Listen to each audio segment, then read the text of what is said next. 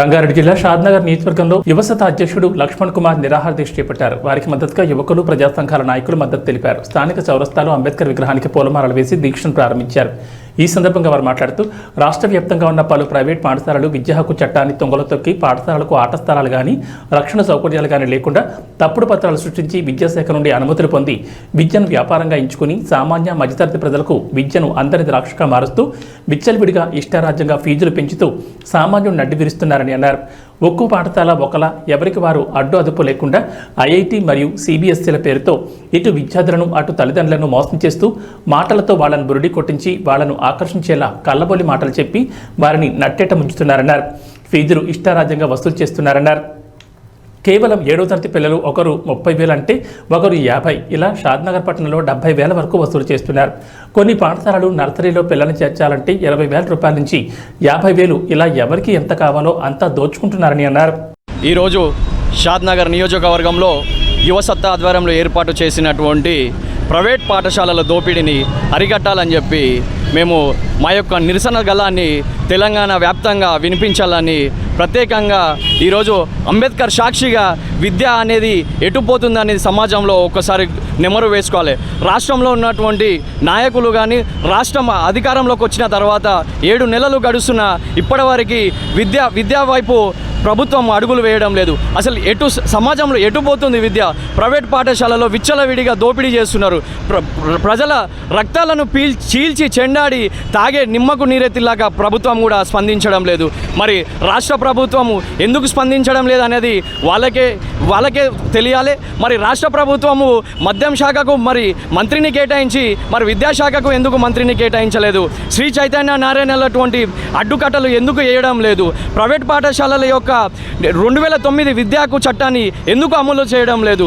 మరి పేద తరగతి మధ్య తరగతి వాళ్ళు చదువుకుంటే దేశంలో బాగుపడతారని మీరు ఆలోచనతోనే ఉన్నారా?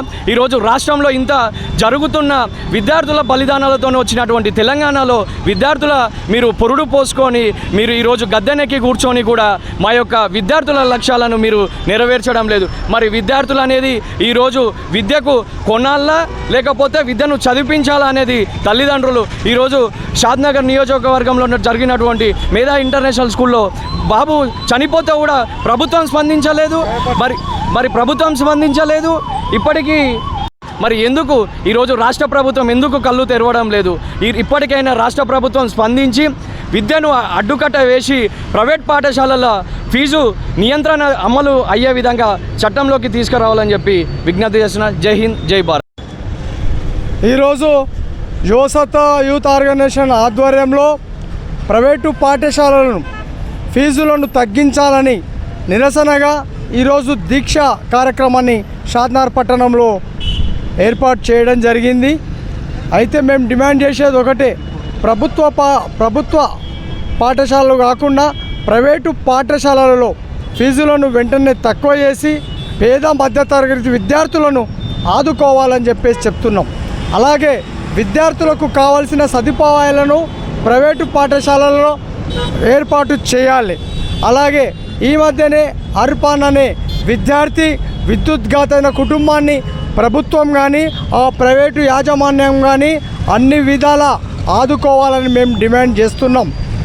ప్రైవేటు పాఠశాలను ధనార్జనే ధ్యేయంగా పనిచేయకుండా మానవత్వంతో స్పందించి ఫీజులను తక్కువ చేయాలని చెప్పేసి లేని ఎడలన ఈ విషయాన్ని మేము కలెక్టర్ గారి దృష్టికి, ఎంఈఓ, డిఈఓ దృష్టికి తీసుకెళ్ళి తగిన చర్యలు తీసుకునే విధంగా మేము కార్యాచరణను ఏర్పాటు చేస్తున్నామని ఈ సందర్భంగా తెలియజేస్తున్నాం.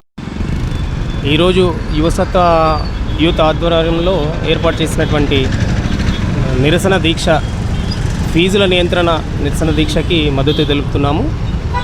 ముఖ్యంగా ఏంటంటే మనకు విద్యా హక్కు చట్టం 2009 ప్రకారంగా అన్ని ప్రైవేటు పాఠశాలల్లో ఫీజుల నియంత్రణ అనేది ఉండాలి.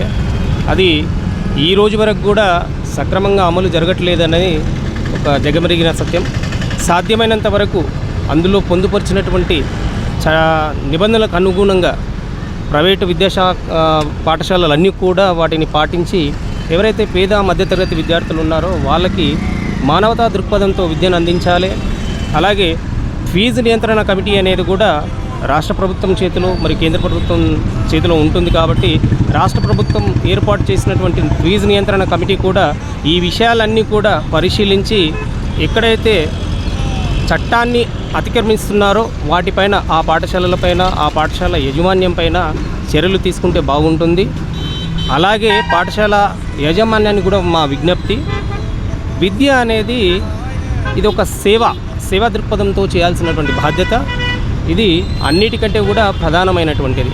ఇది మనకు మానవ హక్కుల ఉల్లంఘన అవుతుంది కాబట్టి విద్యను లాభార్జనతో కాకుండా మానవతా దృక్పథంతో సేవా దృక్పథంతో వాళ్ళందరూ కూడా విద్యను అందించాలి, నాణ్యమైన విద్యను అందించాలి. ఎక్కడైతే పాఠశాలల్లో మౌలిక వసతులు లేవో వాటిని కూడా సక్రమంగా ఆ విద్యార్థులకి అందించాలి. ఇదంతా కూడా చూడాల్సినటువంటి బాధ్యత రాష్ట్ర ప్రభుత్వాన్ని ఉంది కాబట్టి రాష్ట్ర ప్రభుత్వానికి మరొకసారి మేము విన్నవిస్తున్నాము.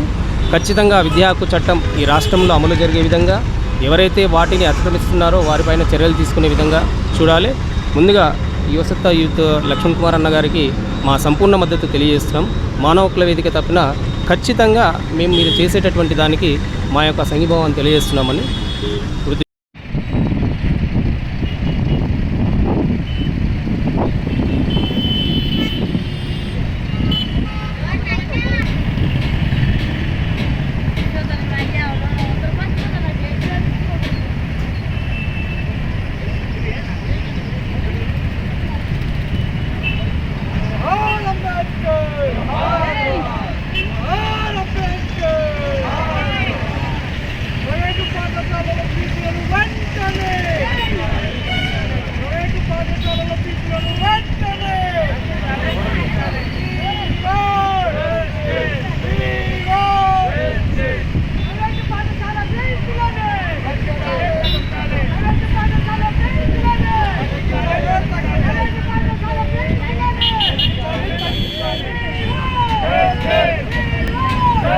ఏర్పాటయ్యి 6-7 నెలలైనా కూడా విద్యాశాఖకు విద్యామంత్రి లేడు, కానీ మద్యం శాఖకు మాత్రం మా మద్యం శాఖ మంత్రి మాత్రం ఆబ్కారీ శాఖ మంత్రి ఉండడం మన దురదృష్టకరం అని చెప్పేసి పేద విద్యార్థుల చదువు పట్ల శ్రద్ధ వహించి అలాగే ప్రభుత్వ పాఠశాలలో కూడా మౌలిక వసతులు ఏర్పాటు చేసి అన్ని విధాల సౌకర్యాలు కల్పించాలని ఈ సందర్భంగా మేము ప్రభుత్వాన్ని కూడా డిమాండ్ చేస్తూ ప్రైవేటు పాఠశాల విద్యార్థుల ఫీజులను వెంటనే తగ్గించి మానవతా దృష్టితోటి స్పందించాలని చెప్పి ఈ సందర్భంగా కోరుతున్నాం.